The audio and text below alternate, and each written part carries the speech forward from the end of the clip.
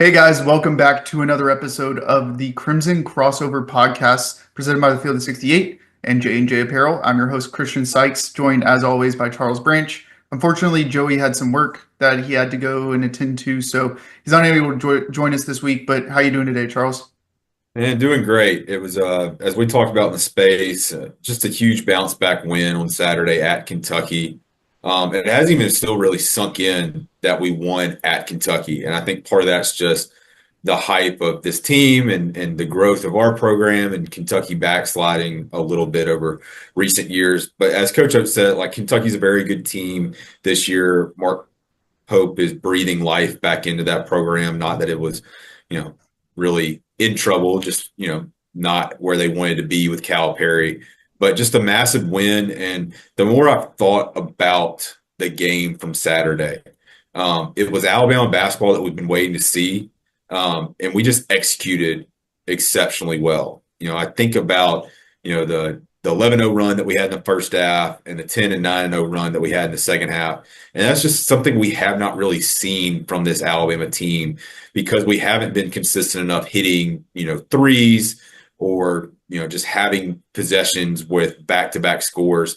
And you think about doing that against a team like Kentucky that is so efficient on the offensive side. That to do something like that where you have a 10 or 11-0 run, you got to get at least three stops minimum. So I thought that was really big just for this team. You think about, other teams that you'll see in the future that won't have as an efficient offense of Kentucky and, hopefully being able to do that more if you can continue to hit shots. But one other thing that we didn't talk about in the space, just as far as execution, we had a couple baseline out of bounds in the second half that just now kind of coming. We were having some trouble getting the ball in. And then it was around the time, I think it was 56-58 Kentucky at that point, where Grant was on the block, pops back to the elbow, free throw line, elbow, catches it. We set a pick right there in the middle. That's when he went behind his back, got fouled, and hit two free throws. And then later on, and when I say later on, just a few minutes, we run the same action on the opposite side with Diabate. He keeps it at the elbow, set the pick, he comes off and gets the clean dunk. That's just the type of execution that we did not see, obviously, against Ole Miss, that we were on point Saturday, and obviously that led to getting the 102 points as well. But just to put a bow, I guess, on last Saturday's win, just huge from a momentum standpoint and just kind of, maybe helping everybody get through that unexpected Ole Miss loss from Tuesday night of last week. Yeah, and one big thing when I go back and kind of revisit the game, the Alabama Twitter account always posts like a compilation, like a 4-minute video of just highlights from the game. And at the beginning of the video, they usually put things like in the huddle and things like that. And something consistently that was being said in the huddle by Mark Sears, Chris Youngblood, was they picked the wrong team, or they have the wrong team on the wrong day that they are going to face, meaning Kentucky. And another thing was Chris Youngblood said, look, he said something about the loss on Tuesday being embarrassing and bouncing back. Mark Sears was like, we don't lose 2 games in a row. Like you can, with those kind of dialogues in the huddle and that type of mentality, that translated onto the court on Saturday, where guys were going to do whatever it takes to win that game because they thought that the game on Tuesday was embarrassing. They don't want to lose 2 games in a row, and they want to go out and prove that they're one of the best teams in the country. And I think that they did prove that. But it's just interesting that the type of stuff that Alabama fans are talking about, where we're like, oh, well, the Tuesday loss was so embarrassing, the effort wasn't there and all of that. Like the team's feeling that too, and they're vocalizing that, and then they're going and trying to prove a point. Now, my one concern or my one hesitation on the game coming up tomorrow or today when this releases versus Vanderbilt, one, Vanderbilt's carrying a lot of momentum after beating Tennessee at home last Saturday or on Saturday. And for Alabama, you hope that the Kentucky performance and the Kentucky game isn't a game where Alabama just was like, we're going to go out and win the game, and then they're due for a letdown game after that. I think you're kind of in a similar situation as to how you were last week versus Texas A&M. Obviously, the game is earlier. We're not playing the night game on Saturday, but you come off a very physical, very hard fought, very emotionally draining game versus Kentucky. And now you have to go up against the Vanderbilt team that's very confident. That was one of the worst shooting teams in the SEC, but somehow got hot versus a very good Tennessee defense. And they're coming into your house to continue to try to prove the point that they deserve to be, in the NCAA tournament. And so for Alabama, it's critical that you don't let this game on Saturday, this win, which was a massive win for Alabama, make you get too high on yourself and use the learnings that you learned last week versus Ole Miss in order to propel yourself forward in a week that Alabama should go, to be quite frankly, 2-0 this week. Like, if you go 1-1, that's a disappointing week for Alabama, in my opinion. There is absolutely no reason for you to drop a game versus Vanderbilt or LSU at home. What are your thoughts on that? Yeah, this is where the Ole Miss game can actually benefit you, in my opinion. It with how that game transpired, of all the turnovers, and we knew going into it, not Tennessee, Ole Miss is a team that likes to turn other teams over. They were averaging 10 steals a game. Vanderbilt's another team that averages 10 steals a game. So when I think about this basketball team and still maybe needing to prove, I look at this game as you talk about what they do on the defensive side, it should grab your attention. You should be focused from the start that we got to take care of the basketball and not give them easy possessions. Because Vanderbilt is a team that if you're not giving them more possessions than what you typically get as far as, just turning the ball over or not getting, if you keep the shots pretty even, you should be able to beat this team. They shoot only about 47%, which say only about 47%. But it's a collection of guys for them. Jason Edwards is a point guard. He averages 17 points a game. AJ Hoggard is a transfer from Michigan State. He's also a point guard. He averages 11 points a game. Devin McLaughlin, another point guard. He averages 10 points a game. Tyler Nickel, another point guard. He averages 10 a game as well, too. It is a team full of point guards, and I'm not just saying that. It's because that's what their official roster on the Vanderbilt website says. It's a team of 17, 18 point guards, but it's also a team that's pretty, I would say, relatively deep as far as their bench. Nobody averages more than 25 minutes per game currently for Vanderbilt. So they have a collection of guys that they feel comfortable with being on the floor at all times. I think they'll go about 9 deep on Tuesday night. So what I want to see from this Alabama team is I want them to be focused from the start, that we're not sitting here at the first TV timeout with 3-4 turnovers, that we continue to lock in defensively. And if we make Vanderbilt a one-shot team and secure secure the defensive rebounds, I think this could be a game that we could win comfortably. But that's what I feel like we need to see from this Alabama team, or at least what I want to see. Take care of the ball, continue to play good defense, rebound the ball, and continue the same type of offense success that you had at Kentucky. And what I mean by that is continuing to hit guys, in shooting position. Coach Oates talked about it a little bit to start the year, where passes were a little bit off, so somebody's having to reach and they're getting out of rhythm.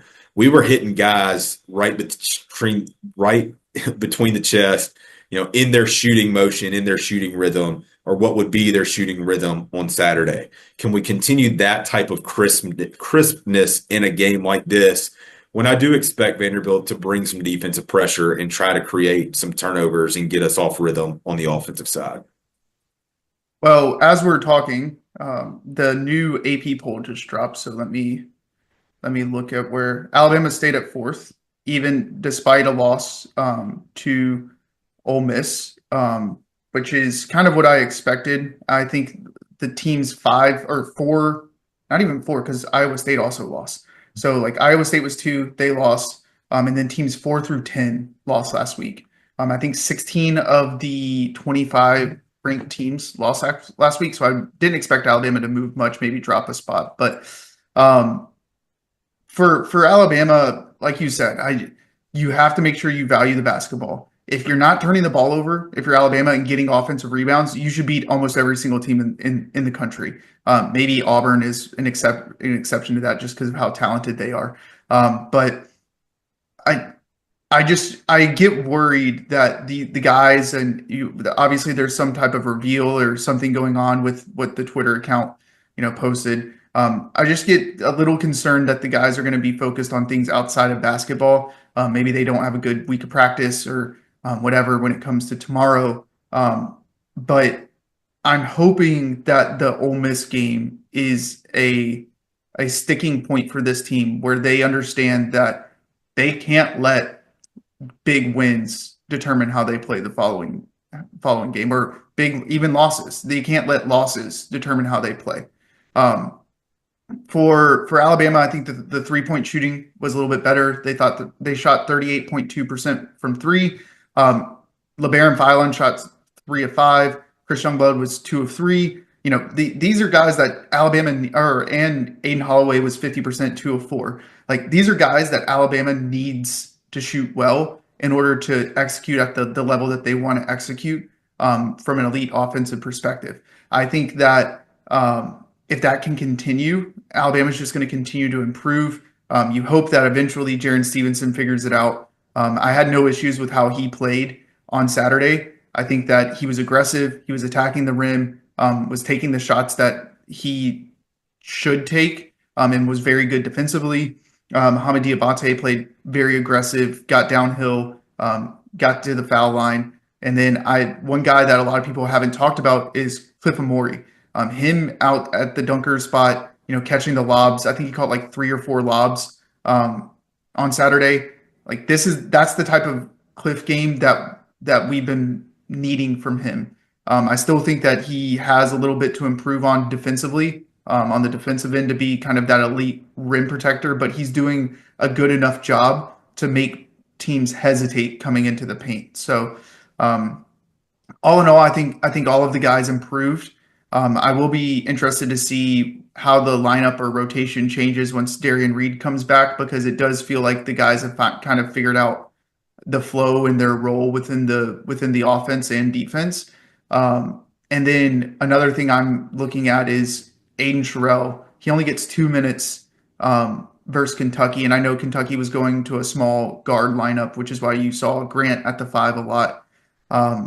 But is that something that's going to continue for him? Because I think if he could find a 3-point shot, he could be valuable for this team. I think as far as like mass is concerned, he's the biggest big on the team. And so maybe up against a team like Mississippi State, who has Keyshawn Murphy, maybe you see him a little bit more as far as giving some physical minutes down low. So that's just some of my thoughts. I like what you said about Cliff. I continue to want to see Cliff being more involved in the offense, which he was Saturday at Kentucky. And now you're playing a team in Vanderbilt, tallest guy is 6'8". They do not have a lot of they don't have a center and they don't have a lot of guys that size wise should be able to match up with Cliff. But I really liked, from the first 10 seconds of the game, you ran the play, Grant throwing a lob to Cliff. I think the more that Cliff can be involved in the offense, when it's not just getting an offensive rebound and putting it back, the more dangerous this team will be because not only do you have to respect the driver, you have to respect Cliff on the lob or the dump off. And of course, you've got to respect the 3-point shooters that are out there. So his continued, I wouldn't say growth, but his continued usage on the offensive side will, of course, make this team even more dangerous. And I feel like in a game against Vanderbilt, where maybe he doesn't get a whole lot of play because of Vanderbilt's size, and we try to go a little bit smaller. But those few minutes that he is in, I hope there are opportunities that he and we can take advantage of. And I keep asking for it, but maybe even post him up a little bit and just let him go to work at times. And I would put Grant Nelson in that category. And what I've seen from Jaron Stevenson too, where he's been able to back down guys and finish at the rim, especially early on if we keep our starting lineup, which I do like keeping the starting lineup as it is right now. that we shouldn't have to change our starting lineup to Vanderbilt. Vanderbilt should have to change our starting lineup to us. I think that's something that we saw several years ago where we tried to do a little cat and mouse with Charles Bediako at times and stuff like that. We're the better team. Keep what's been working. If you've got to make adjustments in those first 3 minutes and get smaller, that's fine. I do feel like I would like to see the starting lineup stay the same, even playing against a smaller team in Vanderbilt on Tuesday night. Yeah, and we talked about it a little bit as far as getting Chris Youngblood in there for shooting purposes and maybe getting Aiden Holloway in there last week. And I think I'm fine with it right now. I don't think that there's a reason to change it. I think that you're playing guys that are giving a lot of effort and in trying to kind of make a statement in the first 4 minutes of the game, and then you adjust from there. I think Jaron Stevenson, despite what everyone's saying about his offensive game, I think he's earned his roles. He's earned his minutes with how he plays defensively. LeBaron Philon, people were upset with him because he was 0 of 8. I mean, I was a little bit disappointed versus Ole Miss and how he played, but he's earned his spot. Like he's earned his minutes. Um, but I don't think that you mess up the flow of how the team's been working. I think some guys are kind of getting into the roles that they play, and it's not like oh, Chris Youngblood, you're coming off the bench, you're co-AC AAC Player of the Year coming off the bench for Alabama. Like you're obviously not that good. That's not the case because Chris Youngblood versus Ole Miss played 35 minutes, but he didn't start, but he played 35 minutes in the game. So it's not like these guys are whether or not you start determines how many minutes you're getting. It's just who the staff feels like starts the games the best and gives Alabama the best chance in the first 4 minutes to come out hot. So, not super upset with that. I do have a little trivia question for you. Okay. The AP poll just came out, right? Literally as we're recording. How many teams are on Alabama's schedule that are in the top 25? 15. Maybe 15 games because obviously repeating, but it's Yeah. 12. Okay.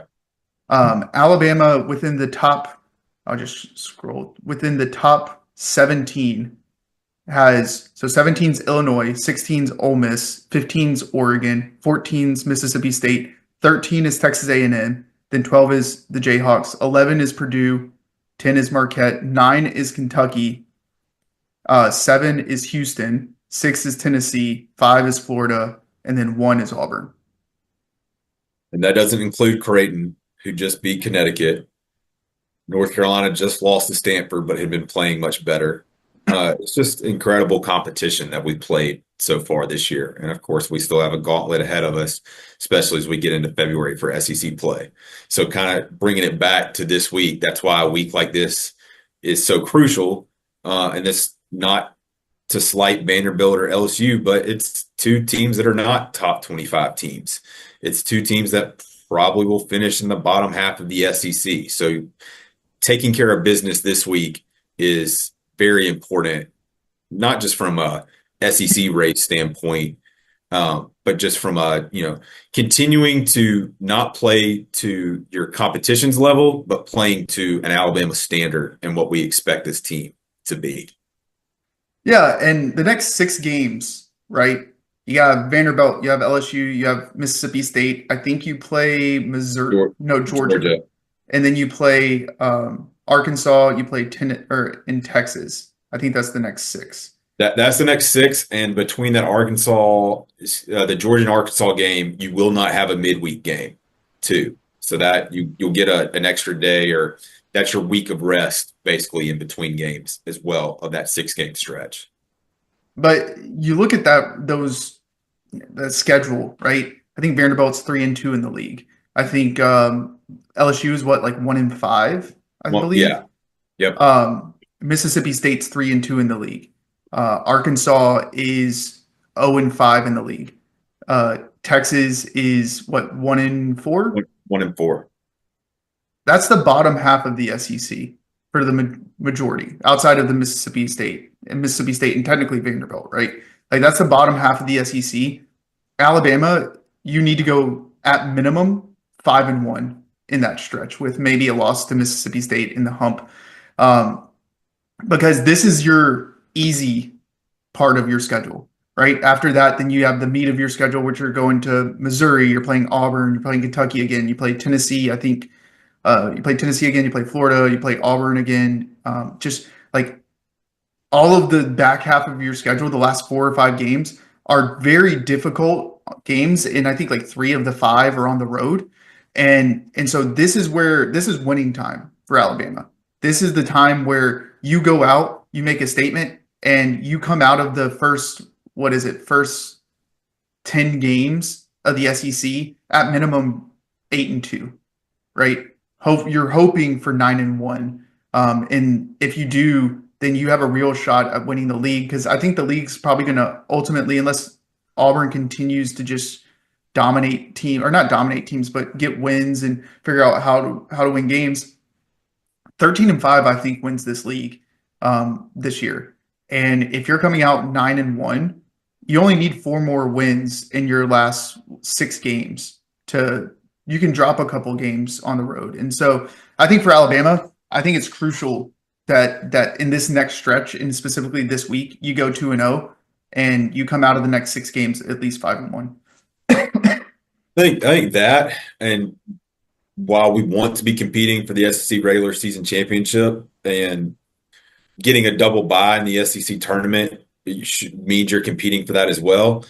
I think that's really important for this team too, when you have aspirations for a deep run in March, is that you are able to have your first game on Friday in Nashville and not have to play Thursday, Friday, Saturday, Sunday to win an SEC tournament championship. So while the goal is, to compete for the SEC regular season championship, getting a double bye is not should not be considered a disappointment as far as the SEC regular season for this team, in my opinion. And that again just kind of speaks to how good this conference is and how good some of the top teams are, and what we expect. Could be a team that wins it at 13-5, 14-4, or something like that. And you're also seeing some kind of separation between the top teams. I think Ole Miss is kind of a surprise team as far as being at the top, but Auburn's undefeated in conference play. Ole Miss is 4-1. Alabama's 4-1. And then you have a lot of teams at that 3-2, 2-3 kind of area. If Alabama beats Vanderbilt, they go down to 3-3. Alabama moves to 5-1, right? If a couple of other teams lose, then you have a real opportunity for Alabama to kind of do what Auburn's doing and separating themselves and allowing for margins for error. I think the Ole Miss game kind of limits that margin, but for Alabama going 2-0 this week, getting to what is it 6-1 in the SEC, then now you're looking at that Mississippi State game where that's kind of a steal game is what I'd call it. Like if you go and beat Mississippi State on the road in the hump, like you're stealing one, similar to how you stole one versus Kentucky and you stole one versus A&M. Those are games you're not expected to win currently. But I think Mississippi State's a very beatable team next week when we come in. But first, you got to take care of business at home versus Vanderbilt and LSU. Anything else I'm missing? Just to talk about the LSU game quickly. Look, they're led by Cam Carter and Jordan Sears. Jordan Sears is a transfer from Tennessee Martin. He hasn't really lived up, I think, to what his potential is or what they maybe thought they were getting from him. What is your assessment of Matt McMahon's tenure at LSU so far? His first year, he goes 2-16, and he had to completely rebuild the roster, rebuild the program. Last year, he goes 9-9. They've gotten off to a slow start this year, and as we know, there aren't going to be any breaks in the schedule for LSU. I'm curious your opinion, just his tenure so far at LSU, because I do think he's a very good basketball coach. Oh, I mean, they played a good game versus A&M. I think I ended up turning off the game, so I don't know what the result was. But for a large part of that game, they were playing them close. They had a lead. I don't think they won, did they? No, no, I they lost don't, by 11. yeah, I don't, I turned it off. I think I went to bed because it was the late game. But when I was watching that game and I was in a group chat, I was like, LSU doesn't look like a Power Five team. Like their actual roster, the guys that are on the court, do not look like an SEC team. You look at how A&M looks and how their roster is constructed. Also, A&M is probably not the best example because a lot of those guys are very stocky. They're very physical. Um, LSU looked like a group of five team playing against a Power Five team. And I don't really know maybe if the recruiting aspect for McMahon, um, as far as recruiting LSU, and I know that they had some recruiting violations, stuff that when he came in, it was difficult. They had to completely redo the roster. I would say that he's on the hot seat this year. I think that if LSU continues to trend the way that they are, I think he's on the hot seat. Another guy that I know it's going to sound crazy that I think is on the hot seat is John Calipari. Not in the sense of he's going to get fired. I think that there's a chance that John Calipari retires after this season. I think that their NIL budget and their roster was $6 million, which was one of the highest in the country, and the results to be 0-5 in the SEC for Arkansas is just shocking. And I think it shows that for Calipari, he's kind of lost, not maybe not lost, but he's kind of not up to times and up to speed with this NIL era. And so I could see him retiring. But as far as LSU, I think if they continue the way that they are, that I think LSU will be looking for a new coach at the end of the season. And it will be interesting to see maybe some what the coaching carousel kind of looks like because last year I think we only had two SEC or three SEC jobs open up with Vanderbilt, Arkansas, and Kentucky. Maybe if LSU and Arkansas open up again, what is that going to look like? Because I think that those are probably the only two jobs, barring like Chris Beard leaving to go to somewhere else. At Ole Miss. I'm gonna say Those are the only Rodney. two. Yeah, I'd say Rodney Terry and Rodney Terry, yeah, this. If they don't finish strong, that could be a potential opening. But and Porter yeah, Moser at Oklahoma. yeah, it's a possibility. When I think about this game against LSU on Saturday, LSU is a team that does turn the ball over a lot. They average almost 14 turnovers a game. They're averaging 7 steals a game.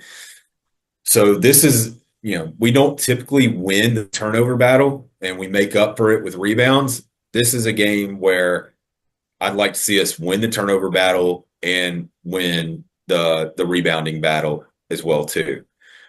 We have taken it to LSU since McMahon's gotten there in all 4 games. This will be the one time we play them this year, which is also kind of unique, of course, with SEC expansion and all that.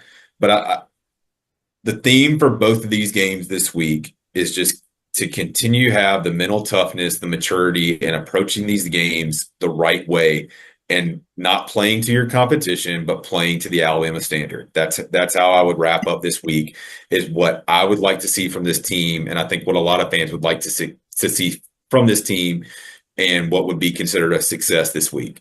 2-0 is definitely a success, but playing to a standard too. Now, and I'm not going to say that standard is that you got to beat both these teams by 15, 20 points, but there is a certain way that you feel like you would like to see Alabama play this week, and hopefully they can achieve it in both these games. Absolutely, and I think that these are proving games for Alabama. That Ole Miss loss was a turning point for the season. You want to see that they come out with effort. You want to see that they come out with the same intensity that they had versus Kentucky. I know the Tuesday night, is it a 6 o'clock game? It's 6 o'clock, and we're not used to cold weather down here. I know you're a little bit more used to it in the Charlotte area. So I would classify this too, not that they're going to release a lot more tickets to students, but this is a student game too, where the crowd that you had for the Ole Miss game, you need the students to pack it out again. And as many people that live close to Tuscaloosa try to be there. I do think we've missed the threat of snow, but I'm not a James fan. Um, but having a great environment, especially coming off the win against Kentucky, and continue to show your support behind this team, I think could have a huge impact on the game in Tuesday night. And I think too, with what you talked about as far as Vanderbilt coming off the win against Tennessee, If we approach this game the right way and kind of hit them in the mouth in that first 5 or 10 minutes, this could be similar to some of those games that we saw 3 years ago where it's basically over by halftime. Go ahead, get them off balance, get them off that high of beating Tennessee on Saturday, and put this one away early and don't let them back in the game. Yeah, I think that that's such a crucial point for this game. Um, Vanderbilt coming off an emotional win versus an in-state rival at home versus Tennessee, who's a very, very physical defensive team. And you could even see the cracks of Vanderbilt in the last 2 minutes where they give up a 9-point run and Tennessee has to miss a free throw in order for Vanderbilt to win. Maybe it's a situation where Vanderbilt comes in a little fatigued coming into this game. And with Alabama playing Kentucky, getting it out of the way, you have a little bit more rest, a little bit more time to recover. Obviously, you have to do the traveling where Vanderbilt didn't have to travel because they were at home. But for the crowd, it's important to not let the Ole Miss game last week dictate whether or not you go to the game, right? And I don't think that's going to be the case because Alabama did beat Kentucky. I think that puts a lot more juice into the fan base as far as wanting to see this team. Which, regardless if we would have lost to Kentucky or not, I still think that you should go to every game that you can possibly go to. I know sometimes six o'clock games on a Tuesday night, especially after Martin Luther King Day, where a lot of people are off today, it's difficult because of work and things pile up and the traffic's difficult, the parking is difficult because of the construction. But it's important to for these guys to show that the passion and the energy and the enthusiasm for this team are still there. And so if you can go to the game, be loud, take 2 hours out of your day to go watch this team. They deserve it.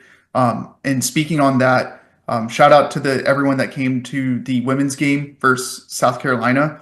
That game was, I know it was a 16-point loss, but it was a single digit game late in the fourth quarter. I was at my family's house and I was sitting there watching it on my phone, just because I was intrigued at how the team matched up. Because obviously the Texas game that they played, they got blown out, but I think played South Carolina extremely well. So I'm not sure what their schedule is this week. I think they played yesterday and won pretty.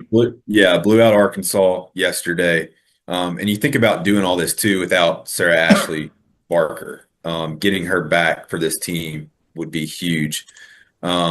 They their next game, I believe, will be at home. I'm about to have it pulled up. My apologies. Next game, their next game is home against Vanderbilt, but this is when they have their week off, so they will not be playing until Sunday, um, the 26th. I'm assuming Vanderbilt will have a midweek game. Kind of unique spot for just both Vanderbilt men's and women's programs, both having 1 point wins at home over Tennessee in the same weekend. But this will be a pretty big game for the women's team. Vanderbilt on the women's side has a pretty good team. They're not ranked, but they will be battling for an NCAA tournament berth as well. So a great opportunity to go out and support the Alabama women's team too, as they continue to, as I always say, do some pretty historic things relative to Alabama women's basketball, things that we haven't seen in the past 2, 3 decades. Yeah, and my point with the South Carolina thing was, the women deserve the same type of crowd that they got versus South Carolina. I know South Carolina was ranked the number 2 team in the country. They had only lost once, and it kind of brings obviously a little bit more juice to the game if you're an Alabama fan because you want to see, this elite South Carolina team. But the women's team, despite losing to Texas and South Carolina, who are two of the top 5 teams in the country, like there's outside of that, they're playing extremely well, beating ranked teams, and they're ranked. Like they deserve the same type of crowds. I know, ultimately, like they're not going to get the same type of crowds. That's just the nature of the beast. But if you can go on Sunday, watch the women play, watch them continue to try to compete for a double bye in the SEC. So that's our spiel on attendance and fan participation. as far as the basketball programs are concerned. Is there anything else? I think we covered it. We All crimson. right. Yeah, I was going to mention that. So, um, for those of you that are listening, if you haven't heard the news, I'm also doing a podcast on Sunday as part of Cover Crimson with Clint Lamb and Mick Gillespie.